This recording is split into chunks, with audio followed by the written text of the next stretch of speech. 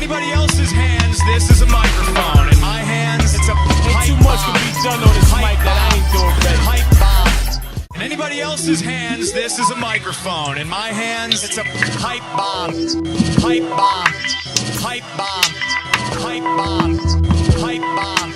In anybody else's hands, this is a microphone. In my hands, it's a pipe Too much can be done on this mic that I ain't doing ready. pipe bomb.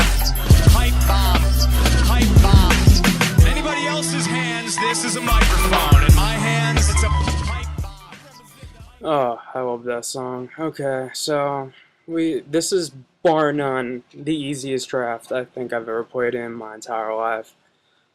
I mean, people I've been playing with are idiots, but this is an insane opening pack. I have the best Bloodthirst creature, maybe the best removal spell in Oblivion Ring, and a Sengir Vampire, which is a bomb, Chandra's Phoenix.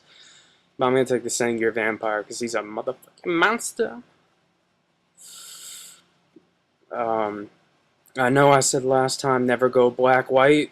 Yeah, I kind of did that. But only because I was past it. And I can't be put in charge of the stupidity of other people.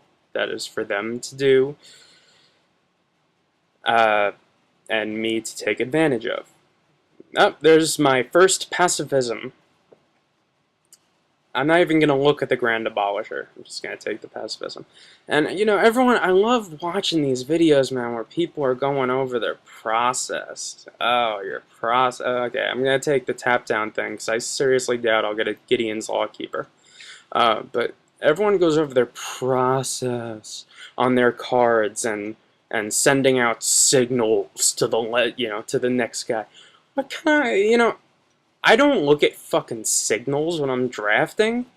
I take my original, I take my colors. I draft the best, I draft the best card in my colors. It's that simple. Really, it is.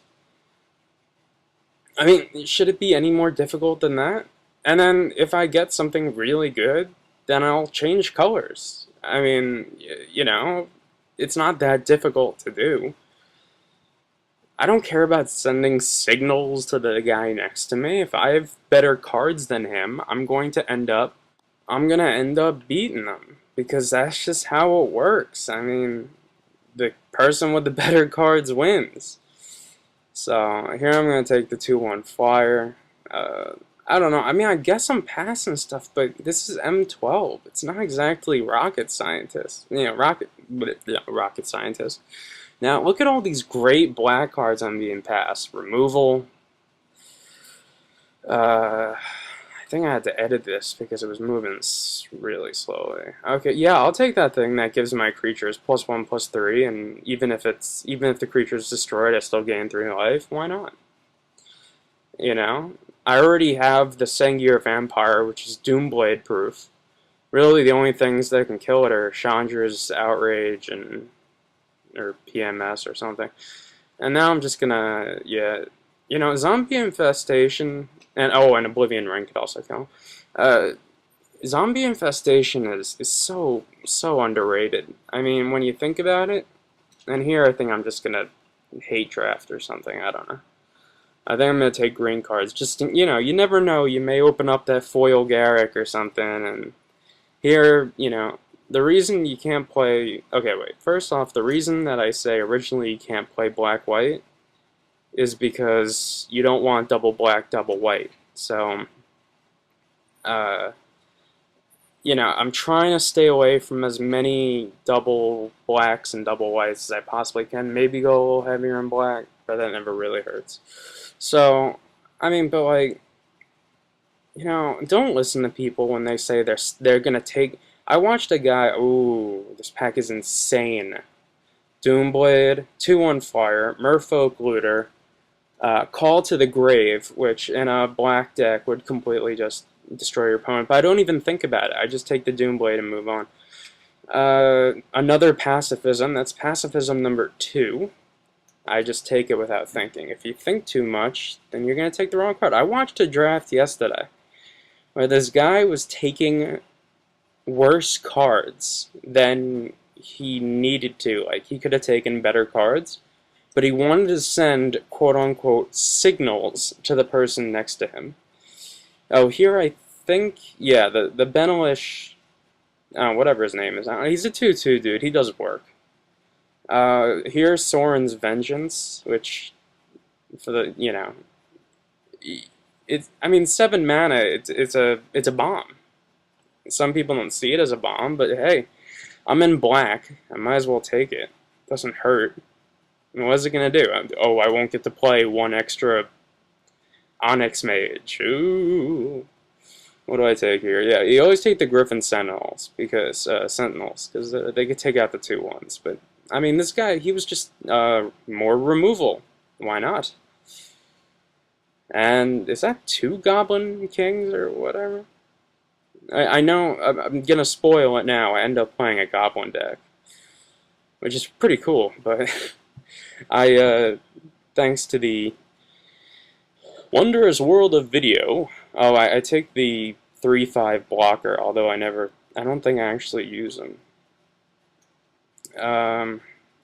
Okay, Visions of Beyond here may seem like an odd pick, but it's a card that's gone up a ton in value in Innistrad coming up. Now, this is where I should have taken the Auramancer. I didn't. Not sure why. I don't think I noticed the Auramancer. Sometimes I'm like, ooh, unblockable. And I get all excited.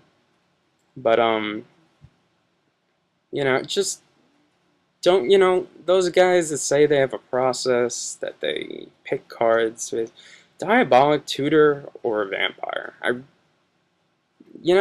not sure if the Vampire is the right pick there, but, well, if you want signals, there's a lot of blue going around, if that's a signal for you.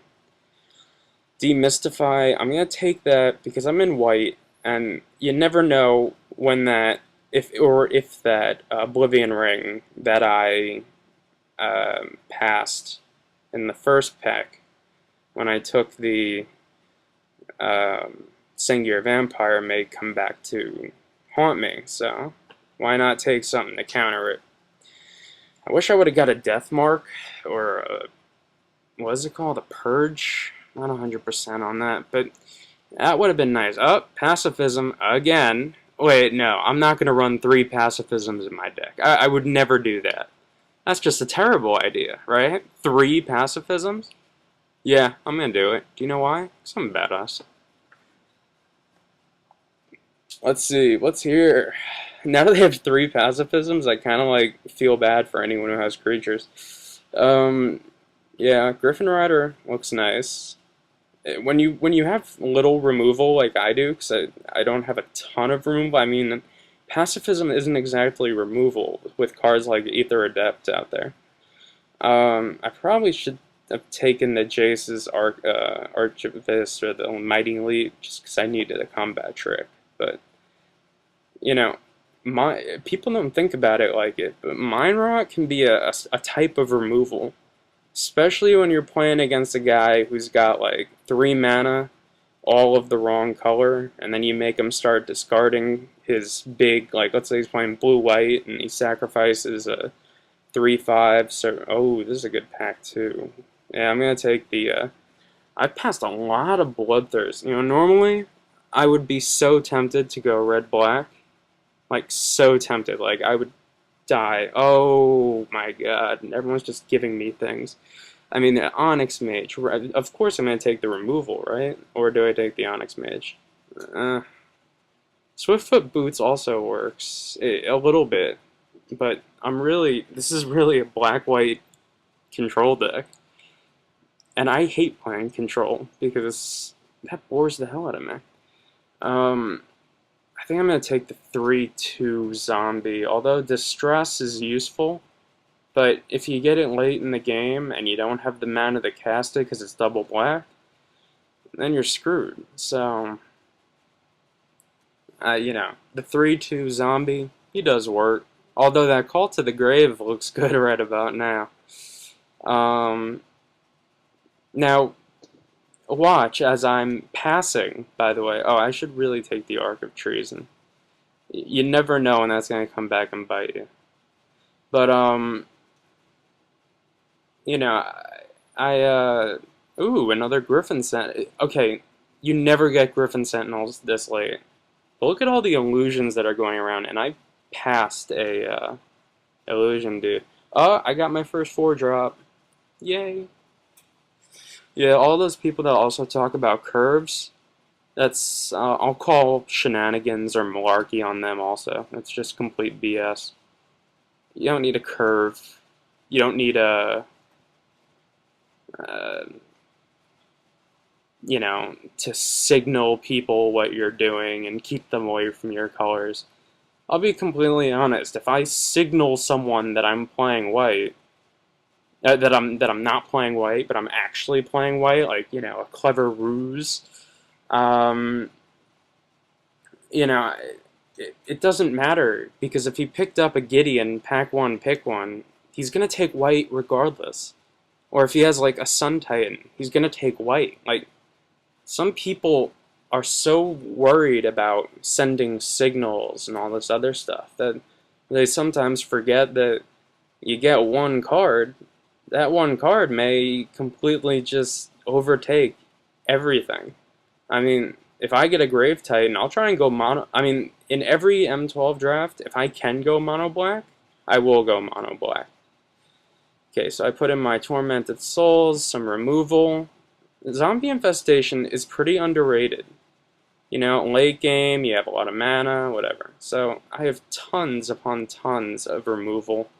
Put in some vampires, a zombie, some flying thing, a shade, and my Sengir Vampire, Pacifism, Alabaster Mage, Griffin Rider. Yeah, wait, keep putting in the pacifisms.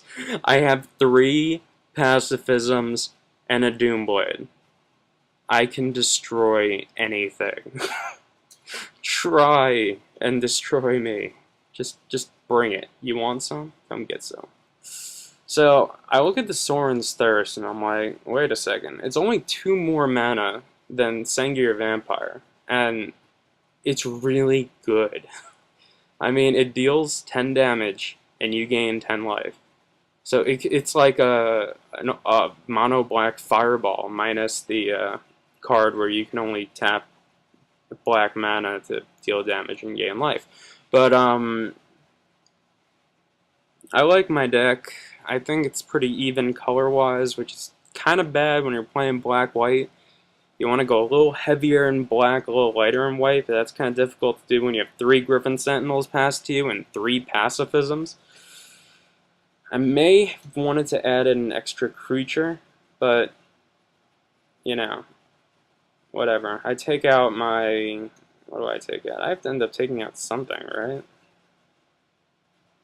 Yeah, I take out one of those vampire things.